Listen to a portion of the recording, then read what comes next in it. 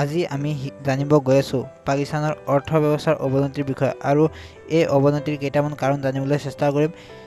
ভিডিঅ'টোৰ পৰা কিবা শিকিব পাৰিলে ভিডিঅ'টোত লাইক কৰিব আৰু ছাবস্ক্ৰাইব কৰিব, লগতে ভিডিঅ'টো শেষলৈকে দেখিব নাযাব। আমি এতিয়া ভিডিঅ'টো আৰম্ভ কৰিবৰ কাৰণে গৈ আছোঁ। পাকিস্তানৰ ডাউনফল ইকনমিকৰ বিষয়ে জানিব হ'লে আমি জানিব লাগিব পাকিস্তানৰ GDPৰ বিষয়ে। GDP হৈছে গ্ৰছ ডমেষ্টিক প্ৰডাক্ট, অৰ্থাৎ এখন দেশৰ ৰাজনৈতিক সীমাৰেখাৰ ভিতৰত উৎপাদন কৰা সকলোবোৰ বস্তুৱেই হৈছে সেই দেশখনৰ GDP। আৰু পাকিস্তানৰ সকলো বস্তুৰ দাম বেছি, সেইবাবে পাকিস্তানৰ কোনো কোম্পানীয়ে আহি পিনে তাত নিজৰ বস্তু উৎপাদন নকৰে।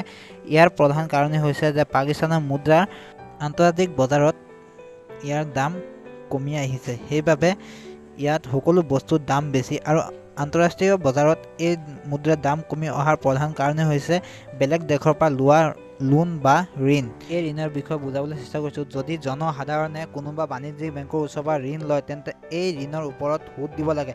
ঠিক সেইদৰে কোনোবা দেশে যদি আন এখন দেশৰ পৰা ঋণ লয়, তেন্তে ঋণ লোৱা দেশখনে সেই যিখন দেশৰ পৰা ঋণ লৈছিলে সেইখন দেশক সুদ দিব লাগে।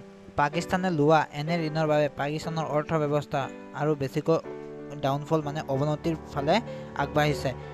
আৰু আমি সকলোৱে জানো যে পাকিস্তানত বৰ্তমান এতিয়া চব বস্তুৰে দাম বেছি হৈ আছে। এই দাম বেছি হৈ থকাৰ বাবে পাকিস্তানৰ বহুতো লোকে তিনিমুঠি ভালকৈ খাব পৰা নাই।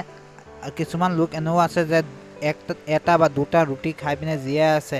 এনে অৱস্থাতো পাকিস্তানে কিদৰে কাশ্মীৰ ল'ব সেই চিন্তা কৰিছে, য'ত নেকি পাকিস্তানৰ লোকসকলে তিনিমুঠি ভালকৈ খাব পৰা নাই। আৰু কিছুমান লোক এনেও আছে এটা বা দুটা ৰুটি খাই পিনে জীয়াই আছে, তথাপিও সিহঁতৰ হাতত কাশ্মীৰ লাগিব।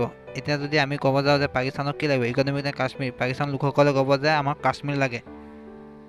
কিন্তু এনে পৰিস্থিতিত পাকিস্তানৰ চৰকাৰে ভাৰতৰ লগত যুদ্ধৰ কথা চিন্তা নকৰি ভাৰতৰ লগত এটা বৈঠকৰ দ্বাৰা কাশ্মীৰৰ গোচৰটো সমাধান কৰি পাকিস্তানে নিজৰ ইকনমিক গ্ৰ' কেনেকৈ কৰিব পাৰিব সেই চিন্তা কৰিব লাগে। কিন্তু এনে চিন্তা নকৰি পাকিস্তানে ভাৰতৰ লগত যুদ্ধ কৰি কেনেকৈ কাশ্মীৰ ল'ব পাৰিব সেই চিন্তা কৰিছে। কিন্তু পাকিস্তানৰ এতিয়া যি পৰিস্থিতি, এই পৰিস্থিতিত পাকিস্তানে যদি যুদ্ধ কৰে, পাকিস্তানৰ GDP বুলি কোনো বস্তু নাথাকিব আৰু ভৱিষ্যতে পাকিস্তান বুলি কিবা দেশ থাকিব বুলিও আশা কমি আছে। বৰ্তমান পাকিস্তানৰ যি পৰিস্থিতি, এই পৰিস্থিতিত পাকিস্তানে কমেও 50 বছৰলৈকে যুদ্ধৰ কথা চিন্তা কৰিব নোৱাৰে। আৰু এই যুদ্ধৰ কথা চিন্তা নকৰি পাকিস্তানে নিজৰ ইকনমি কেনেকৈ গ্ৰ'থ কৰিব সেই চিন্তা বেছিকৈ কৰিব লাগে।